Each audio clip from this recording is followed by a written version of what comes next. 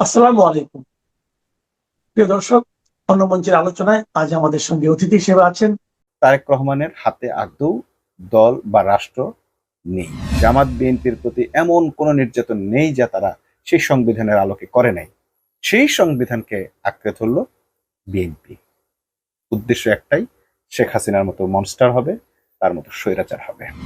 সবচেয়ে বাজে যে কাজটা করেছে সে কাজটি হলো, ওই সময় সে একটি বই লিখেছে জুলাইয়ের স্মৃতি। সেই স্মৃতি থেকে শিবিরের ভূমিকা, সাদিক কায়েমদের ভূমিকা, শিবিরের আন্দোলনের ভূমিকা, জুনায়েদ রিফাতদের ভূমিকা, সকলের ভূমিকা এত নোংরাভাবে অস্বীকার করে গেছে এবং এড়িয়ে গেছে যে এই আন্দোলনে শিবিরের কোনো ধরনের একটু পানি খাওয়ানোর ভূমিকা আছে, এইরকম ভূমিকাও সে স্বীকার করে না। তাদের কয়েকজন নেতাকে টোপ দেওয়া হবে, মন্ত্রিত্বের টোপ, ক্ষমতায়নের টোপ, এই টোপ সেই টোপ, কিংবা টাকা পয়সা টোপ, যেভাবেই হোক এনসিপির সঙ্গে জামাতের একটা দূরত্ব সৃষ্টি করা হবে।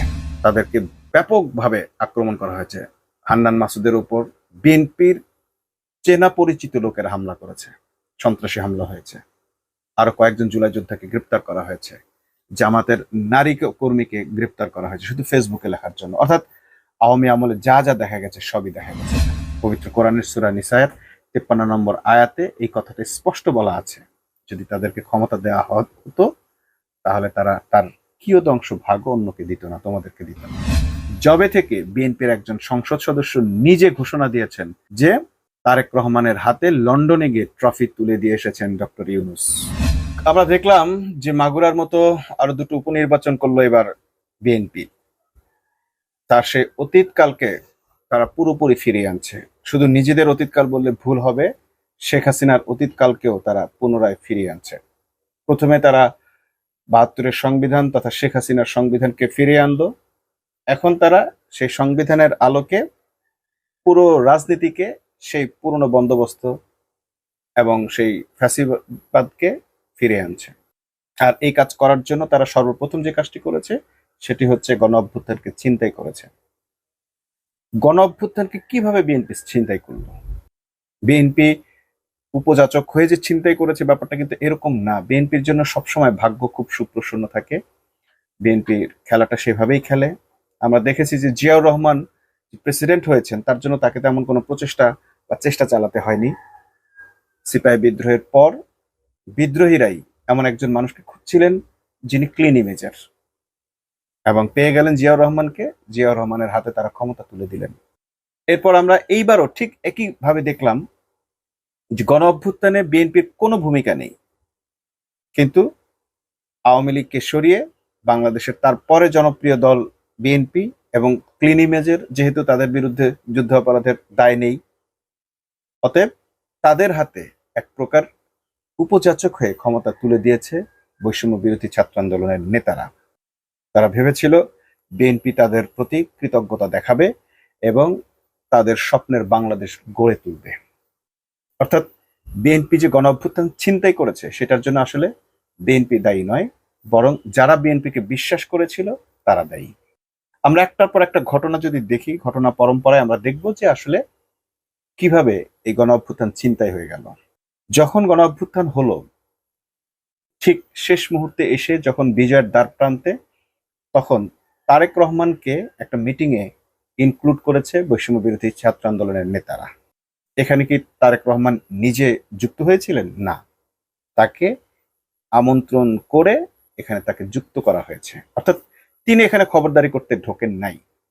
তিনি প্রবাসে ছিলেন, লন্ডনে ছিলেন, কিন্তু এই আন্দোলনের গ্রহণযোগ্যতা বাড়াবার জন্য, জনপ্রিয়তা বাড়াবার জন্য, এবং আন্দোলনটা যেন কোনোভাবেই জামাত শিবিরের পকেটে চলে না যায়, এবং জামাত শিবিরের পকেটে চলে গেলে সেটি অন্য একটি কালার পাবে, ইসলামিক কালার পাবে, বা অন্যদের কাছে, বিশ্বের কাছে খুব একটা গ্রহণযোগ্য হবে না, এমন আশঙ্কা থেকে বৈষম্য বিরোধী আন্দোলনের একটা গ্রুপ তারেক রহমানকে ইনক্লুড করে। এবং সেই তারেক রহমান যখন ইনক্লুড হন, তখন তার পরামর্শের আলোকেই বৈষম্য বিরোধী আন্দোলনের নেতারা বাংলাদেশের সেই পুরনো রাজনৈতিক ব্যবস্থাকে ছুঁড়ে ফেলার পরিবর্তে নতুন করে আবার আঁকড়ে ধরলেন। কিন্তু তারা যখন সাদিক কায়েম সহ আর অনেকেই বৈষম্য বিরোধী আন্দোলনের নেতারা যখন প্ল্যান করলেন যে জাতীয় সরকার গঠন করা যায় কিনা, তাতে এই তারেক রহমান ভেটো দিলেন। অথচ এই তারেক রহমানের কিন্তু বৈষম্য বিরোধী আন্দোলনের অংশ হওয়ারই কথা ছিল না। এ যেন খাল কেটে কুমিরার মতো একটা কাজ করে ফেলছে এনসিপি। তারপর কি হলো? জাতীয় সরকারে তারা সম্মত হলো না, তারা চলে গেল এমন এক সরকারে যে সরকারের আসলে কোনো রূপরেখা দাঁড় করানো হয়নি। সাদিক কায়েম ফোন দিল ডক্টর ইউনূসকে, ইউনূস রাজি হলেন না, তারপরে রাজি হলেন। ইউনূস বাংলাদেশে ফিরে আসলেন যখন, তখন ইউনূস বুঝে ফেললেন যে এই বৈষম্য বিরোধী ছাত্র আন্দোলনে যারা নেতৃত্ব দিয়েছে তাদের একটা অংশ অতিশয় বিএনপির প্রতি অনুগত, এবং বিএনপির প্রতি তারা তাদের ভাবাবেগ কাজ করছে। আর একটা অংশ জামাত শিবিরের, যারা একেবারে মাঠ পর্যায়ে নেতৃত্ব দিয়েছে। অর্থাৎ একটা গ্রুপ বিএনপির নয়, কিন্তু তারা বিএনপির প্রতি আবেগ আপ্লুত বা বিএনপির প্রতি অতিশয় অনুরক্ত। আরেকটা গ্রুপ আছে যারা সরাসরি জামাত শিবিরের সাথে সম্পৃক্ত। ডক্টর ইউনূস তাদের সেই মানসিক অবস্থাকে বিবেচনা করে তিনিও শেষ পর্যন্ত বিএনপির প্রতি তার আনুগত্য প্রদর্শন করলেন। কি করলেন? লন্ডনে চলে গেলেন। লন্ডনে গিয়ে তারেক রহমানের হাতে ট্রফি দিয়ে আসলেন যে আপনি হবেন আগামীর প্রধানমন্ত্রী, আর আপনি যদি প্রধানমন্ত্রী হন তাহলে জনগণের, ছাত্রদের এই দাবিগুলো দয়া করে পূরণ করবেন। কিন্তু তারেক রহমান তখন কথা দিলেও এখন আর তিনি সেই কথা রাখতে বাধ্য নন। এর দুইটা কারণ থাকতে পারে। এক নাম্বার হচ্ছে তারেক রহমানের হাতে আদৌ দল বা রাষ্ট্র নেই। এর মধ্যে আরো অনেকগুলো ঘটনা ঘটে গেছে। জনগণের একটা গণবিস্ফোরণ ঘটে গেছে, যে বিস্ফোরণে দেখা গেছে যে জনগণের রায় এবার দাঁড়িপাল্লার দিকে। এত বড় মাপের গণজোয়ার উঠেছিল দাঁড়িপাল্লার পক্ষে যে বিএনপি শেষ পর্যন্ত ডক্টর ইউনূসের প্রতিশ্রুতি, বৈষম্য বিরোধী আন্দোলনের নেতাদের কথাবার্তা, কারো কথায় আর তিনি স্থির থাকতে পারলেন না। তখন তাকে বেছে নিতে হলো ডিপ স্টেটের পরামর্শ, কিংবা সেই মেইজন বা রাজমিস্ত্রিদের পরামর্শ, যারা একটি রাষ্ট্রের ক্ষমতার রদবদল ঘটায় এবং কিংমেকারদের অন্যতম। সেই ডিপ স্টেটের মুখোমুখি হলেন, সেই ডিপ স্টেটের ফাঁদে পড়লেন, এবং সেই ডিপ স্টেট তাকে ক্ষমতায় আনার সমস্ত নিশ্চয়তা দিল, এবং তারা আবার তারেক রহমানের কাছ থেকে কারো মতে 5টি শর্ত মুচলেকা হিসেবে নিয়ে নিলেন। এটি ভারতীয় চ্যানেলের দাবি, ভারতের লোকদের দাবি যে তারা ভারতের সাথে তারেক রহমান 3টি শর্তে ক্ষমতায় এসেছেন।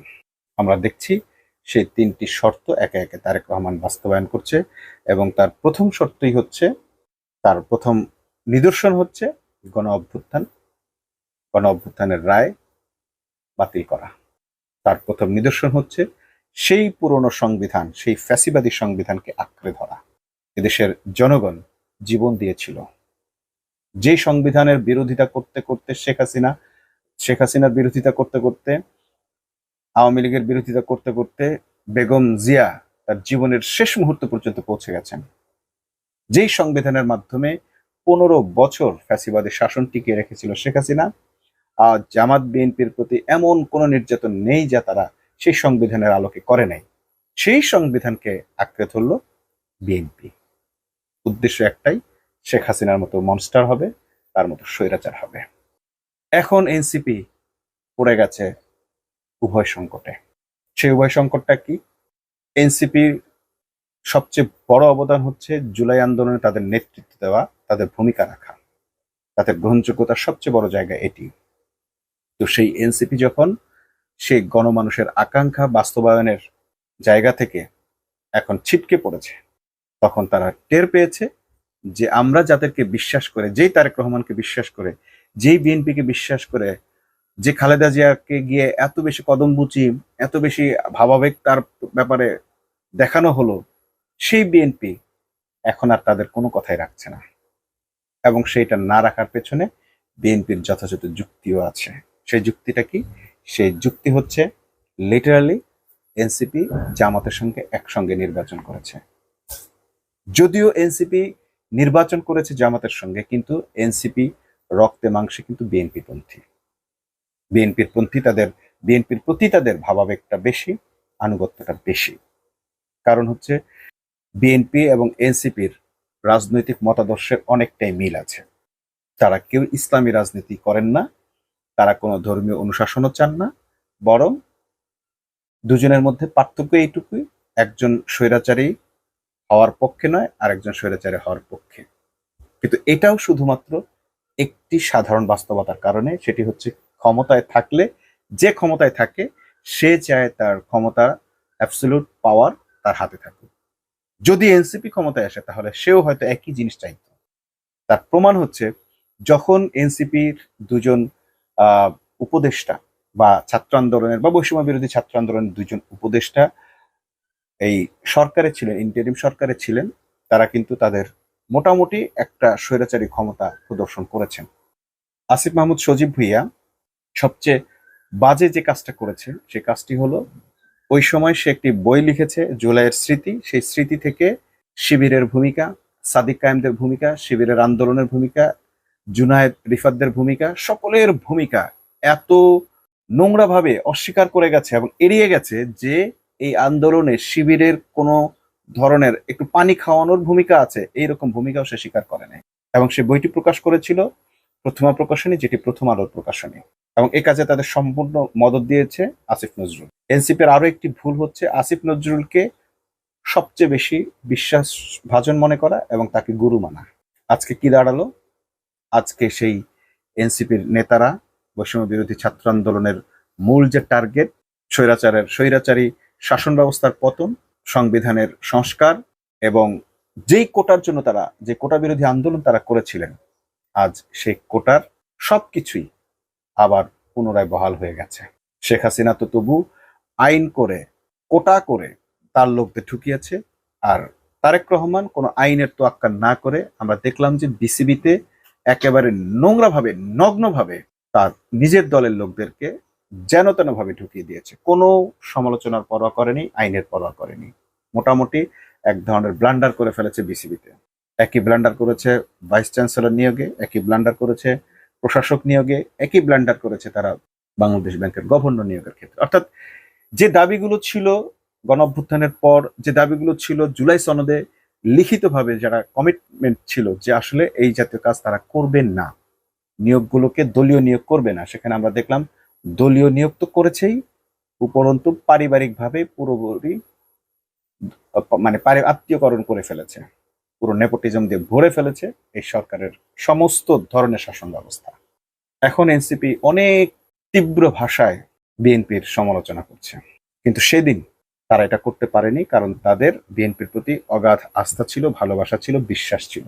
তাদের সেই বিশ্বাসের সাথে এমন ভাবে গাদ্দারি করেছে বিএনপি, আজ তাদের শিক্ষা হচ্ছে যে আসলে এই বিএনপিকে আমরা সেদিন চিনতে পারি। যদি চিনতে পারতাম তাহলে অবশ্যই তারেক রহমানের সাথে মিটিং করতাম না, অবশ্যই তারেক রহমানের পরামর্শে জাতীয় সরকার কিংবা গণঅভ্যুত্থানের সরকার কিংবা বিপ্লবী সরকার থেকে ফিরে আসত। সেদিন তারা ভয় পেয়েছিল, তাদের মধ্যে এক ধরনের শিবির ফোবিয়া কাজ করেছিল, জামাত ফোবিয়া কাজ করেছিল, ইসলাম ফোবিয়া কাজ করেছিল। আজ তারা সেই পরিণতি ভোগ করছে। এখন কি হবে ভবিষ্যতে? ভবিষ্যতে তারা আবার ভুল করবে। কি ভুল করবে? সেই ভুলটি হচ্ছে তাদের কয়েকজন নেতাকে টোপ দেওয়া হবে, মন্ত্রিত্বের টোপ, ক্ষমতায়নের টোপ, এই টোপ সেই টোপ, কিংবা টাকা পয়সা টোপ, যেভাবেই হোক এনসিপির সঙ্গে জামাতের একটা দূরত্ব সৃষ্টি করা হবে। জামাতকে কোণঠাসা করার জন্য তারা এনসিপি কে আলাদা করবে, যেভাবে চরমনাইকে আলাদা করেছে জামাত থেকে, 11 দল থেকে। এরপর কি করবে? এরপর ব্যক্তিগত সুবিধা বাড়িয়ে দিয়ে তারা চেষ্টা করবে যে দাবিটা একান্ত মানুষের, বৈষম্য বিরোধী ছাত্র আন্দোলনের নেতাদের, সেই দাবিটা শুধুই যেন ভয়েস অফ জামাত হয়ে ওঠে।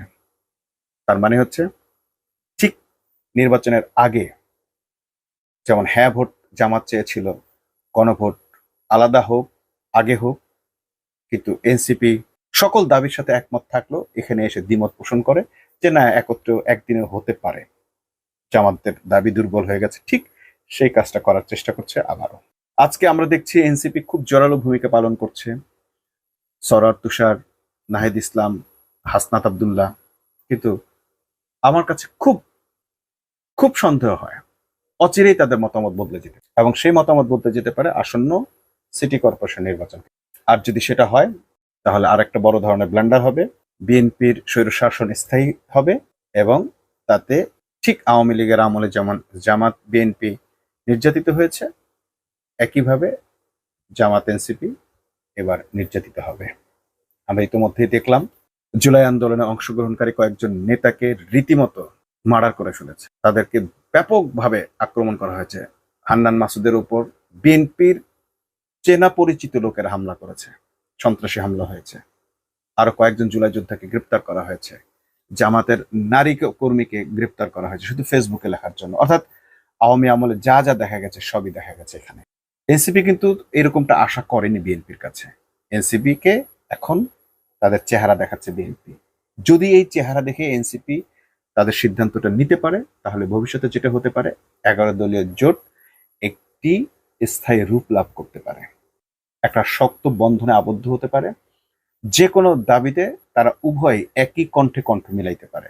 কিন্তু যদি এটা সম্ভব না হয়, যদি তাদেরকে আলাদা করে ফেলতে সক্ষম হয় বিএনপি কোনো ব্যক্তিগত সুযোগ সুবিধা দেওয়ার মাধ্যমে, কিংবা অন্য কোনো বিতর্ক সৃষ্টির মাধ্যমে, কিংবা উভয়ের মধ্যে কোনো ধরনের দূরত্ব সৃষ্টি করার মাধ্যমে, তাহলে বিএনপি সফলভাবে তাদের জুলাই সনদ বিরোধী সকল কার্যক্রম অনায়াসে চালিয়ে যাবে। ইতিমধ্যে আমরা দেখছি এনসিপির একটা গ্রুপ এসব সবকিছুর জন্যই জামাতকে দায়ী করতে শুরু করেছে, এবং জামাতের কিছু লোক দ্ব্যর্থহীন ভাবেই বলছে যে আসলে তারা যেটা চেয়েছিল, যদি সেই মতের পক্ষেই থাকতো এনসিপি, তাহলে এই পরিণতি আসতো না, হতো না। অর্থাৎ এই ঘটনার জন্য, আজকের এই পরিণতির জন্য এনসিপি দায়ী। এবং ঘটনা বিশ্লেষণ করলে সেটাই দেখা যায়, যদি সেদিন এনসিপি জামাতের কণ্ঠে কণ্ঠ মিলাইতো, যদি গণভোট আগে হতো, যদি ডক্টর ইউনূসকে লন্ডনে গিয়ে ট্রফি তুলে দিতে বাধা দিত, যদি আসিফ মাহমুদ সজীব ভুইয়ারা জামাতকে সাইড করে, শিবিরকে সাইড করে না দিত, তাহলে আজকের এই পরিণতি, আজকের এইরকম ছিনতাই করার সুযোগ বিএনপি পেত না। বিএনপিকে এই জায়গাটা, এই সুযোগটা করেই দিয়েছে বৈষম্য বিরোধী আন্দোলনের নেতারা। আমরা অবশেষে দেখলাম মাগুরার মতো একটি উপনির্বাচন হয়েছে, যে নির্বাচনে এমন কোনো ধরনের অনিয়ম নেই যা হয়নি। সরকারি লোকেরা ভোট দিয়েছে, পুলিশ বাধা দিতে গেলে তাদের বাধা মানে নাই, পুলিশ আগে ভাগে সবকিছু করে রেখেছে, প্রিজাইডিং অফিসাররা সিল মেরে রেখেছে। অর্থাৎ ক্লিন, একেবারে পরিষ্কার একটি কারচুপির নির্বাচন হয়েছে এই দুটি উপনির্বাচনে। এবং জামাত জানতো এটা হবেই, এবং আগামী যে নির্বাচন আছে, স্থানীয় সরকার নির্বাচন, ঠিক একই কাহিনী ঘটবে। অনেকে ভেবেছিল যে এতগুলো আসন বিএনপি নিয়েছে বা পেয়েছে, 212টা আসন পেয়েছে, এই 2টা আসন নিয়ে বিএনপি হয়তো বাড়াবাড়ি করবে না, বিএনপি হয়তো মানুষের মনের ভেতর একটা পজিটিভ থিঙ্কিং দেওয়ার চেষ্টা করবে। কিন্তু আমরা তখনই জানতাম, নো, এটা হবে না। এটা হলে কোরআনের আয়াত মিথ্যা হয়ে যায়। পবিত্র কোরআনের সূরা নিসায়ের 53 নম্বর আয়াতে এই কথাটা স্পষ্ট বলা আছে, যদি তাদেরকে ক্ষমতা দেওয়া হতো, তাহলে তারা তার কিয়দংশ ভাগ অন্যকে দিত না, তোমাদেরকে দিত না। দেয়নি। একটা সিটি কর্পোরেশন নির্বাচনেও জামাত এনসিপিকে জিতে আসতে দেবে না বিএনপি। এত বেশি কারচুপি করবে, যেটি মিডিয়া আগে থেকেই জেনে শুনে ওভারলুক করবে, ব্ল্যাক আউট করবে। অর্থাৎ বিএনপি যেটা করবে, এইটা মানুষকে আগে থেকে প্রস্তুতি দেওয়া আছে, এবং মানুষও বুঝে ফেলছে যেটা করবেই, এটা নিয়ে আর কথা বলার কিছু নেই। আমরা দেখলাম যে এই যে 2টা উপনির্বাচনে এত বড় ধরনের কারচুপি করেছে, এটা নিয়ে কেউ কথা বলছে না, বলছে যে আমরা জানি বিএনপি এটা করবে, বিএনপি মানেই মাগুরার উপনির্বাচন, বিএনপির নির্বাচন মানেই হচ্ছে মাগুরা নির্বাচন স্টাইল হবে। তো সেটাই এখন স্থানীয় সরকার নির্বাচনে হবে, এবং সেই নির্বাচনে এনসিপি আরো একটা শিক্ষা পাবে। সেই শিক্ষাটা হলো যে জামাত যে চেয়েছিল স্থানীয় সরকার নির্বাচনটা আগে হোক, আসলে সেটাই যৌক্তিক চাওয়া ছিল। অবশেষে আরো একজন মানুষের বেইমানি মানুষের সামনে উঠে আসছে, সেটি হচ্ছে ডক্টর ইউনূসের। কবে থেকে? যবে থেকে বিএনপির একজন সংসদ সদস্য নিজে ঘোষণা দিয়েছেন যে তারেক রহমানের হাতে লন্ডনে গিয়ে ট্রফি তুলে দিয়ে এসেছেন ডক্টর ইউনূস। বিজয়ের ট্রফি ডক্টর ইউনূস তারেক রহমানের হাতে তুলে দিয়ে এসেছেন। এবং যে কয়টি জামাত দাবি তুলেছিল, তার কোনো দাবি ডক্টর ইউনূস রাখেননি, না রেখে মূলত বিএনপিকে তার স্বৈরশাসন প্রতিষ্ঠিত করার সকল সুযোগ সুবিধা সৃষ্টি করে দিয়েছেন। অথচ এই লোকটিকে ক্ষমতায় টিকিয়ে রাখার জন্য জামাতের লোকেরাই সবচেয়ে বেশি তৎপর ছিল, সচেতন ছিল, সহযোগিতায় ছিল। বাংলাদেশের ইতিহাস বেইমানের ইতিহাস। যাদের ভেতর এখনো জামাত শিবিরের অ্যালার্জি আছে, তারা ভবিষ্যতে আরো কতভাবে আরো কতভাবে বঞ্চিত হবে সেটি আমরা দেখব। যারা ভাবছেন জামাত বিলীন করে ফেলবেন, ইসলাম বিলীন করে ফেলবেন, ওইটা করে ফেলবেন, সেটা করে ফেলবেন, আপনাদের সবকিছুই আগামীতে উপস্থিত হবে, আপনারা দেখতে পাবেন। যদি আপনারা আপনাদের সেই বোধ উপলব্ধি তৈরি করতে পারেন যে না, এই ফোবিয়া আমাদের দূর হওয়া দরকার, ইসলাম ফোবিয়া, জামাত ফোবিয়া, শিবির ফোবিয়া, যেভাবে তারা আমাদের সঙ্গে কাঁধে কাঁধ মিলিয়ে নির্বাচনে সহযোগিতা করেছে, যেভাবে আমাদের দল গঠনে সহযোগিতা করেছে, যেভাবে বৈষম্য বিরোধী আন্দোলনে আমাদের চারপাশে ছিল শিবির, অথচ তারা নিজেরা নেতৃত্ব কেড়ে নেয়নি, চিন্তাই করেনি, ক্রেডিট কেড়ে নেয়নি। অতএব তাদেরকে বিশ্বাস করা যায়। যদি তাদেরকে অন্তরঙ্গ বন্ধু বানাতে পারেন তাহলে ফলাফলটা ভিন্ন হতে পারে। আর না হয়, আপনারা তো দেখেছেন ঢাকা বিশ্ববিদ্যালয়ের নির্বাচনে এনসিপি সমর্থিত প্রার্থীর ভরাডুবি, কয়টা ভোট সে পেয়েছে, আর শিবির কয়টা ভোট পেয়েছে। নাহিদ ইসলাম যে আন্দোলনে, যে বৈষম্য বিরোধী আন্দোলন করে আজকে নেতা হয়েছে, সেই বৈষম্য বিরোধী আন্দোলনে তার চারপাশে যারা দাঁড়িয়ে ছিল তারা কারা? ঢাকা বিশ্ববিদ্যালয়ের সেই সব ছেলেরা যারা আজকে শিবিরকে বিজয়ী করেছে, অর্থাৎ শিবিরের ছেলেরা।